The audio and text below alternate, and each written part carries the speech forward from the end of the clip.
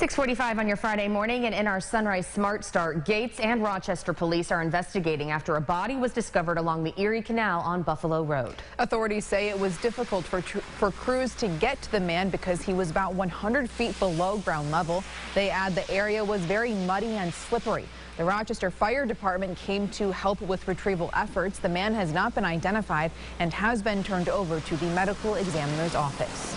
The latest developments in a triple stabbing out of Henrietta are revealing more about the suspect. Rajab Ali Banahi is accused of murdering both of his parents and trying to murder a third family member who is currently in critical condition. One neighbor tells News 8 Banahi was often seen walking down the street seemingly agitated. Many have described the house as problematic.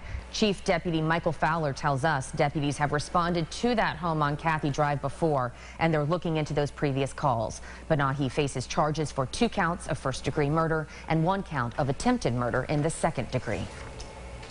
Rochester police say a car with 2 young kids inside was stolen yesterday in the city when a mother left her car running with her 6- and 3-year-olds inside. We're told the mom went into a corner store near Lake and Phelps Avenues. While in the store, they say the suspects got in the car and drove off with both kids. Officers say they immediately began searching the area and found the car on Dempsey Place 20 minutes later.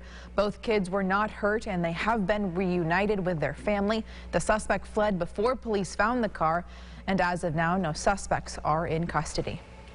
Well, 16 years ago, a University of Rochester student was convicted of killing his father and trying to kill his mother with an axe. Now, Christopher Porco's new legal team is trying to set aside that verdict, and our sister station in Albany sat down for an exclusive interview with Porco. His attorneys have filed what's known as a 440 motion, and they're arguing that his conviction should be vacated for a list of things. Those include ineffective legal counsel, unlawful seizure of evidence used at trial, the suppression of exculpatory evidence that would have exonerated him, and allowing a detective with a personal bias against Porco to work the case against him. We do have the full sit-down interview with Christopher Porco and his legal team with our sister station in Albany. That's over on our website if you're interested. Just head to rochesterfirst.com. All right, we want to turn things around and get a look at what the weather is looking like outside. As we know, it's snowing pretty hard right now. So Jatira Marsh is out there for us with road conditions. Jatira, good morning. Have you seen any plows, salt trucks this morning, or how's it going out there? It's looking like some big flakes. Yeah, good morning. So when I first got out here, it was just wet roads, wet sidewalk, nothing going on. But now there's enough snow to form a snowball. It's taking everything in me not to toss this at our camera guy, Eric. But I'm going to remain professional. The snowplow drove through and started scraping up the snow because it has accumulated much more than it was. Cars are starting to accumulate snow on the windshields.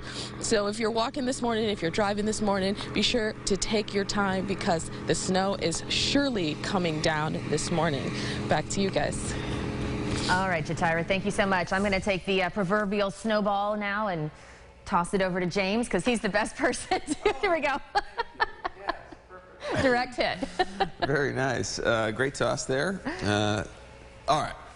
You're throwing me the snowball. I'm throwing you the snow. 31 degrees, winds 14 miles per hour, a little breezy out there. Those flakes continue to fly as we get throughout this morning. We're giving ourselves a little extra time. We need the snow brush this morning if your car is parked outside. And we've got snow-covered roads. If you can, put some salt on the driveway as well so you don't slip. Let's be careful this morning and get into what looks like a chilly weekend. We'll have that forecast coming up. Mel, I think we know the road conditions are a little slick. Have we seen any accidents, though, because of those snowy conditions? We have, James, there's quite a few accidents out there this morning, including a new one on Rogers Parkway at St. Paul Boulevard. Just to give viewers a picture of what I'm looking at, usually our roadways, they're all green typically when roads are going on time, but right now most of them are yellow, meaning that they're not running on time. So if you're heading out the door this morning, you may want to think about adding some extra time to your commute just in case so that you can take it slow and stay safe. All right, moving back to our headlines now. Community officials gathering yesterday to celebrate more than 200 of Rochester's first responders, including firefighters, EMS workers, highway department crew members as well. This coming after their efforts in Erie County back in December during that Buffalo snowstorm, which took more than 30 lives. Mayor Evans called their work a selfless service, thanking thanking them for their long hours right around the holidays. We had this big storm coming, but then we had that water main break happening during the holiday season during Christmas time. But even in the midst of that, our DES crew and our members of the Rochester Police Department did not hesitate or blink twice to get with our county to go out in Buffalo to help. And speaking of the county executive Adam Bello added that many of these crews put in a lot of extra hours to help residents recover, hopefully in time for the holidays. The University of Rochester Medical Center recently announced a new program which aims to provide a tuition-free nursing education for students who qualify. This program is the first of its kind at a nationally ranked nursing school in the United States, and it aims to address the region's nursing shortage.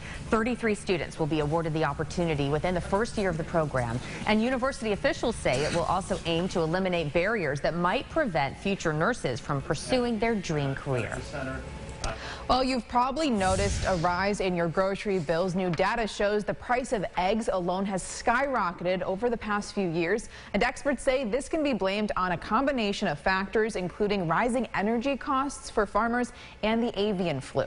According to the Bureau of Labor, in 2022, the cost of a dozen eggs more than doubled what it was at the beginning of the year. Both Scratch Bake Shop and Gine's Restaurant in Rochester say inflation has been a hard hit for local businesses. The price hike on eggs alone has altered their overall expenses. In response, they're forced to stock up from their suppliers and adjust their pricing. One is a local farm. It's actually a farm based out of Ithaca. So we work with a company called Regional Distributors and to get those eggs. I have not noticed really a price increase on those, but the other eggs that we get are from JFS, and the price jump went from $34 per 15 dozen, so $34 per 15 dozen to $85. And that was only within this past year. It's a six-figure hit for the restaurant if you did annualize it. There's no way you can absorb it. There's only one other alternative that's got to be reflected in your menu pricing. That's the only way you're going to survive if you're doing breakfast. That's unfortunate. Within a week, Gine's Restaurant estimates they go through more than 2,000 eggs to fulfill everyone's order. Well, with recent warm weather in our area this winter, local vineyards in the Finger Lakes are struggling to produce their ice wine harvests. They say 17 degrees is the magic number they need to harvest grapes for ice wine to get the berries at the proper sugar level. But the head winemaker at Casa Larga tells News 8 this is the first time in 25 years they failed to reach those cold temperatures despite these harvesting challenges. The head winemaker says they still plan on having their annual ice wine festival this year on February 18th, serving plenty of alternative products. A Rochester business is looking to rebuild following a fire, this one located on Rochester's East Avenue, housing several local businesses. Akimbo Bookshop lost nearly everything in that fire. It was last Wednesday morning. A fire broke out at Veneto Restaurant, which is below, and that remains closed. Veneto has moved all of their operations to their other location in Gates. Meanwhile, the owner of Akimbo is seeking support from the community, as she says her insurance is just not going to cover the damages. She's hopeful that one day she'll be able to reintroduce the business elsewhere in the city. Yeah, oh, that's always nice to see. Yeah. But isn't it before we get to this game, we have to get to the Dolphins? We got to get to the Dolphins first. Let's get to the Dolphins yes. this week before we start booking any flights. Right, yeah, no, I love watching football from my living room. I just absolutely love it. Yeah. You get a good view. You get a great view. Yeah. Look at the players. Not the quite same feel, so if you are going to the game on this Sunday, you've got nice weather for it, so I don't blame you. But we've got snow outside right now. Those flakes going to continue to fly over the next hour to 2 hours. That's when we start to really see that accumulation pick up. I was just glancing at some of the cameras around Rochester. Side roads, back roads, covered in snow. But you get over to 390, 590, generally still in pretty good shape. So those may deteriorate over the next couple hours. Just keep an eye on them. Give yourself some extra time. You'll need the snow brush this morning to brush off your car, and take it slow. Give that person in front of you plenty of room. We'll get through what is not necessarily a snowstorm, but a couple inches right during the morning commute can cause some issues. We're just